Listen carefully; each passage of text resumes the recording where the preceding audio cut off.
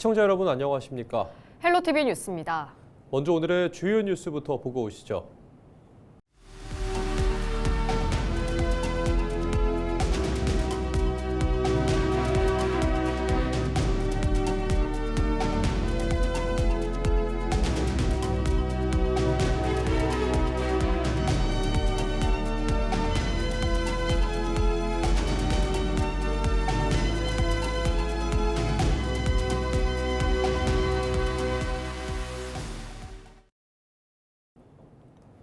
지난해 큰 산불로 삶의 터전을 잃을 뻔했던 의성군 단촌면 마을에 따뜻한 온기가 전달됐습니다.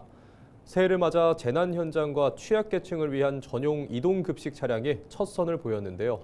경일대 대학생들의 봉사활동이 더해진 훈훈한 현장을 신병균 기자가 다녀왔습니다.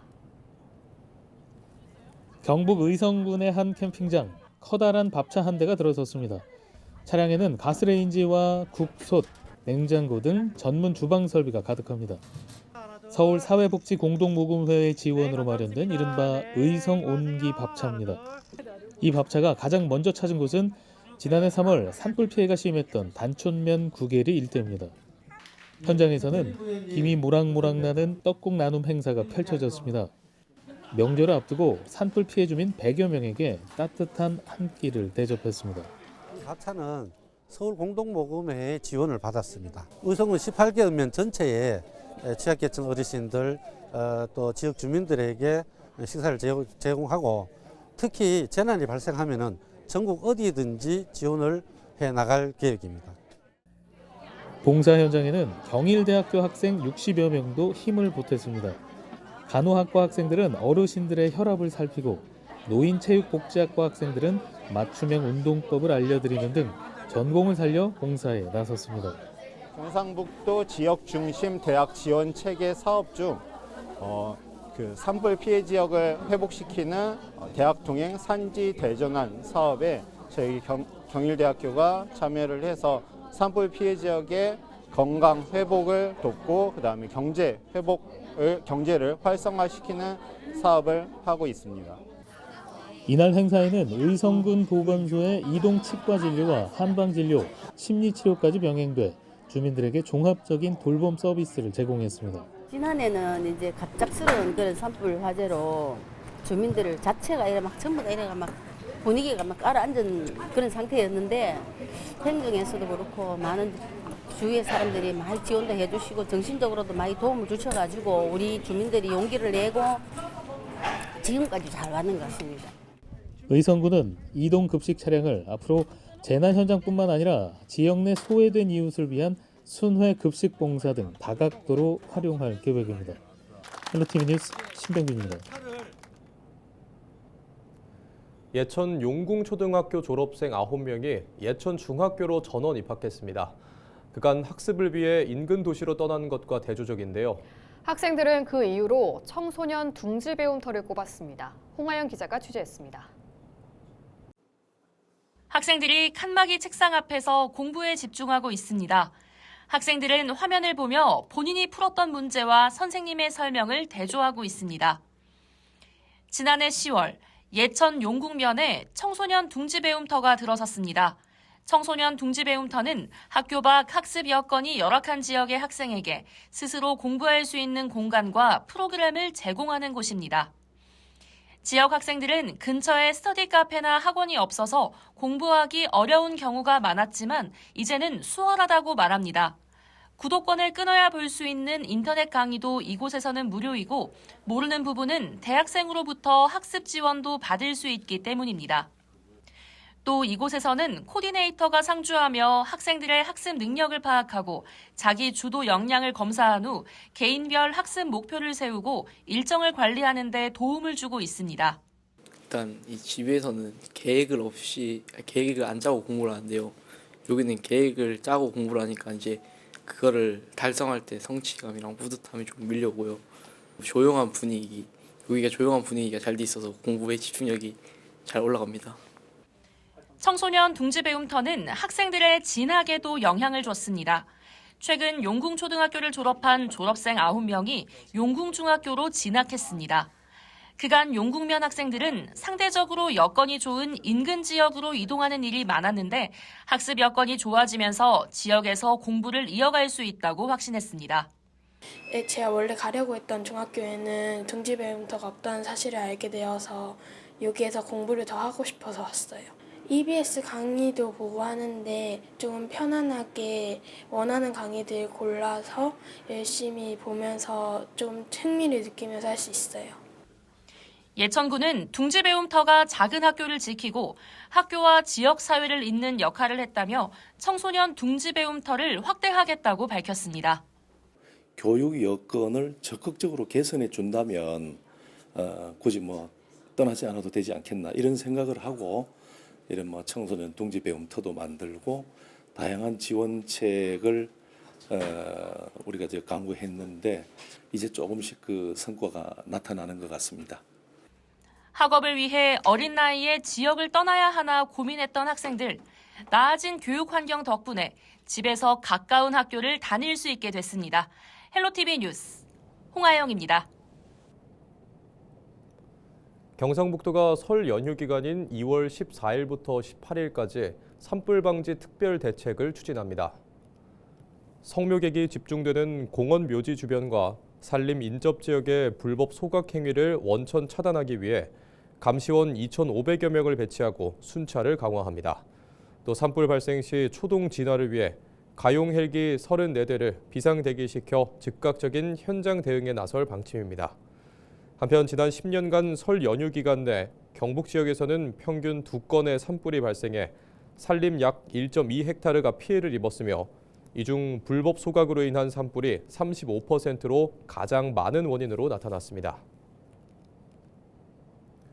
경주시가 황성공원 빈누리 정원에 무궁화 동산을 조성합니다. 경주시는 산림청이 주관한 무궁화 동산 조성 공모 사업에 선정돼 국비 2억 원을 확보하고 관련 사업을 본격 추진한다고 밝혔습니다. 이번 사업은 나라꽃 무궁화를 시민들이 생활권 가까이에서 쉽게 접할 수 있도록 지역 대표 명소로 조성하는 것이 목적입니다. 시는 총 사업비 4억 원을 투입해 빈누리 정원 일원에 무궁화 5천여 본을 심고 산책로 등 편의시설을 조성할 계획입니다. 조성될 무궁화 동산은 단순한 식재 공간을 넘어 일상 속에서 무궁화의 상징성과 아름다움을 체감할 수 있는 공간으로 꾸며질 예정입니다. 경주시가 위기 가구에 대한 신속한 지원과 사회적 고립, 고독사 예방을 강화합니다. 시는 긴급복지 지원 사업을 통해 실직이나 중증 질환, 화재 등으로 생계가 어려운 위기 가구 2,900세대에 모두 31억 6,500만 원을 지원할 계획입니다. 이는 지난해보다 예산을 늘려 현장 대응력을 강화한 것으로 긴급성을 고려해 선 지원, 후 조사 방식이 적용됩니다. 또 AI 기반 안부 확인 시스템으로 생활 환경과 안전 상태를 상시 점검하고 공동체 공간 조성과 사회적 관계망 형성 프로그램을 통해 고립 위험을 단계적으로 해소할 방침입니다. 영천시는 설 연휴인 14일부터 18일까지 5일간 시민들의 의료기관, 약국 이용 불편을 최소화하기 위해 비상진료 체계를 가동합니다. 설 연휴 기간 동안 관내 병의원 55곳과 약국 38곳이 일자별로 운영되며 종합병원인 영남대학교 영천병원은 응급환자 발생에 대비해 24시간 응급실을 정상 운영합니다. 영천시 보건소는 응급진료 상황실을 설치해 비상진료기관과 휴일지킴이 약국에 대한 운영 현황을 점검하고 16일부터 18일까지 3일간 외래진료를 실시해 지역 의료 안전망 강화에 힘쓸 예정입니다. 설 연휴 기간 중 문 여는 병의원과 휴일지킴이 약국에 대한 자세한 사항은 응급의료포털 등에서 확인할 수 있습니다. 안동시의회가 제264회 임시회를 개회했습니다. 이번 임시회에서는 집행부의 2026년도 주요 업무계획 보고를 받고 시정 질문과 답변을 진행합니다. 또 소천 권태호 음악관 민간 위탁 동의안 등 11건과 의원 발의 조례안 4건 등 모두 15건의 안건을 심사하고 13일 제5차 본회의를 열어 8일간의 의사 일정을 마무리합니다. 영주시가 설 명절을 맞아 전통시장 공영주차장을 무료로 개방합니다. 대상은 영주 공설시장 주차타워와 영주 365 시장 공영주차장, 신영주 번개시장 주차장 등 3곳으로 오는 14일부터 18일까지 5일간 운영됩니다. 시는 명절 장보기에 나선 시민과 귀성객의 주차 편의를 높이기 위해 무료 개방을 결정했다며 설 연휴를 맞아 방문객이 늘어날 것에 대비해 상인회와 협력해 주차장 운영을 이어나갈 방침입니다. 영주시가 소상공인의 배달 수수료 부담을 줄이기 위해 공공 배달 앱 먹개비 지원을 확대합니다. 영주시는 가맹점을 대상으로 배달 주문 한 건당 지원금을 기존 2,000원에서 3,500원으로 올리고 업체당 지원 한도도 42만 원까지 확대합니다. 상반기에는 배달료 지원을 중심으로 사업을 운영하고 하반기에는 지역 축제와 연계한 할인 쿠폰과 프로모션도 추진할 계획입니다.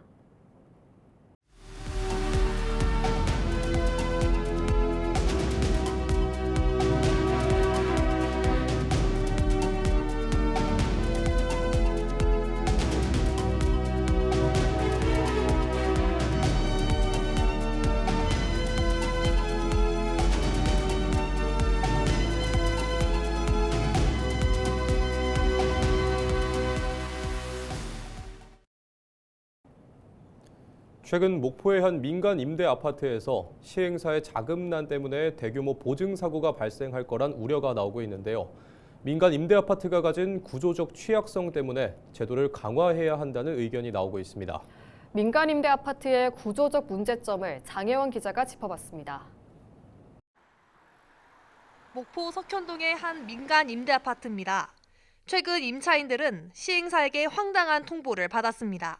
건설과 부동산 경기 악화로 임대 보증금을 돌려줄 수 없다는 겁니다. 입주민들은 8년 계약의 4년 차를 맞이한 시점에서 이사를 가야 할지 계약을 유지해야 할지 고민에 빠졌습니다. 일단 저희는 불안하니까 분양 전환 되는지 그게 가장 큰 관심사죠. 그다음에 대출 연장이 되면 계속 거주를 하고 싶다. 민간 임대 아파트의 경우 시행사가 자금난에 빠지면 보증 사고로 이어질 수 있습니다. 은행에서 건축비를 빌려 아파트를 지을 경우 대출금은 임차인에게 받은 보증금으로 은행 대출금을 상환하기 때문입니다. 시행사에게 보증금을 못 받게 되면 주택도시 보증공사를 통해 받을 수 있지만 계약 기간을 보장받지 못하고 내몰릴 수도 있습니다. 전문가들은 민간 임대 아파트의 경우 보증보험 전액을 받을 수 있도록 반전세 구조로 바꾸거나 보증보험 한도를 늘려야 한다고 말합니다. 보증금을 2억 이상 낼 것을 1억만 보증금을 걸고 나머지 월세로 한다라고 하게 되면은 세입자들도 다 돌려받을 수 있는데 1억 정도는 충분히 보증보험이라든지 그런 거에서 100% 돌려받을 수 있는 상황이 되게 되니까. 임대 아파트 공급 시점과 부동산 시장도 점검해야 할 부분입니다. 시행사는 부동산 경기가 악화되면 아파트를 분양해도 팔리지 않을까 봐 시간을 벌기 위해 시장에 임대로 공급할 수 있기 때문입니다. 보증금을 받아 버티다가 경기가 회복되면 일반 분양을 통해 수익을 챙길 수 있지만 이 과정에서 분양가를 놓고 임차인과 마찰이 빚어지기도 합니다. 임차인은 거주 기간을 고려해 낮은 분양가를 원하지만 시행사는 분양 시점에 분양가를 책정해 높은 가격을 요구할 가능성도 있습니다. 전문가들은 공공임대와 달리 민간임대의 분양가 산정 기준이 명확하지 않아 평균 감정가를 산출해 적용하는 등 관련 제도를 정비해야 한다고 말합니다. 특히 이제 5년 임대 후 분양주택은 원가에다가 감정평가 가격을 산술평균한 가격으로 분양을 하고 10년 임대 후 분양주택은 감정평가를 복수로 평가한 가격을 산술평균한 가격으로 분양을 하고 있습니다. 근데 민간 임대주택은 이런 제도가 없어요. 지난 2021년부터 2024년까지 민간 임대 아파트에서 발생한 보증사고는 모두 3,760건. 임차인에 대한 실효성 있는 보호 대책이 필요해 보입니다. 헬로티비 뉴스 장혜원입니다. 남원시가 지리산 자락 청정수역인 람천에서 다리 공사를 벌이고 있습니다. 그런데 하천 점용 허가도 받지 않은 채 무허가 상태에서 공사가 진행된 사실이 뒤늦게 드러났습니다. 현장 관리부실로 1급수 하천이 흙탕물로 뒤덮인 뒤에야 남원시는 뒤늦게 수습에 나서 논란이 일고 있습니다. 정명기 기자의 단독 보도입니다. 지난 6일 경남 창원에서 열린 타운홀 미팅. 한 시민단체 활동가가 이재명 대통령 앞에서 지리산 개발 문제를 호소합니다. 이 가운데는 전북방송이 단독 보도한 남원 람천의 소교량 정비 사업도 거론됐습니다. 남원시에서 지금 산내면에 남천 공사를 지금 진행하겠다고 합니다. 훼손을 한다? 훼손은 안 하지만 강바닥을 끓게 되면 그게 살고 있는 천년 생물들이 다 지금 어종이나 또 수달 같은 뭐 긁어내고 그러면 안 된다? 예. 실제로 취재진이 확보한 영상에는 육중한 굴착기가 하천 바닥을 파헤치고 이 과정에서 발생한 흙탕물이 수킬로미터 하류까지 번지는 모습이 담겼습니다. 지금 이게 다 공사한 거죠? 이게 전부 콘크리트 다 깨는 거고 지금 또 콘크리트도 보면 현장에서 바로 깨가지고 또 철근을 분리시키잖아요. 그냥 넘어갔지. 하루 이틀 갔다면 공사하면 당연히 뭐 흙탕물 나는 건 당연한데 일주일 내에 하고 그 다음날 전화했는데 현장 쏟았다 안 하고 계속 공사를 또 하더라고.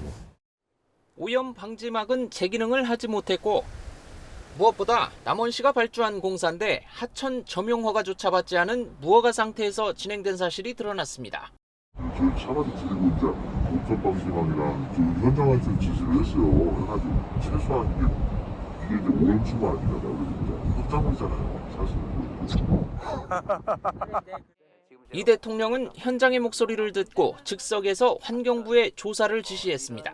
지리산의 그 산천, 하천 뭐 이런 거의 훼손 보존 문제 같은데 저기 그 환경부에 어차피 접수를 하면 넘겨줄 거 아니에요? 네, 맞습니다. 환경부 쪽에서 한번 챙겨보라고 할게요.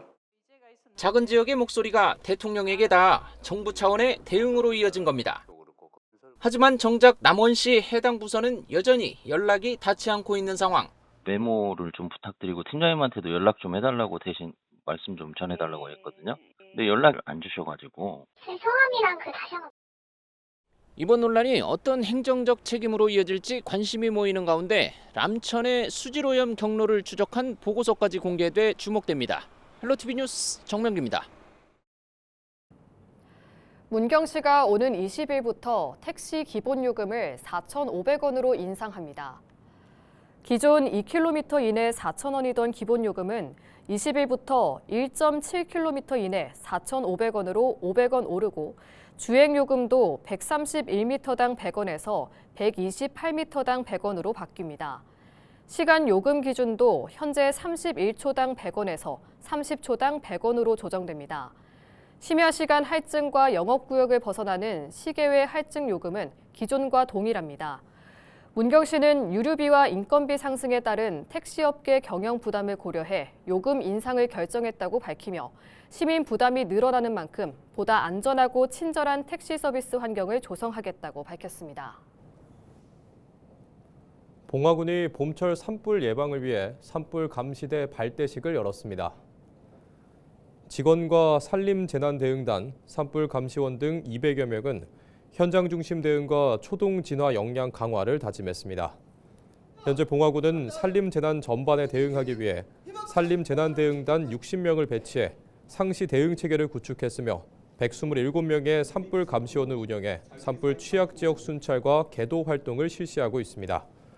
올해 추가로 송전탑을 활용한 산불 감시 카메라 2개소를 신설해 기존 인력 중심 감시의 한계를 보완하고 산불 사각지대에 대한 상시 모니터링 체계를 구축할 방침입니다.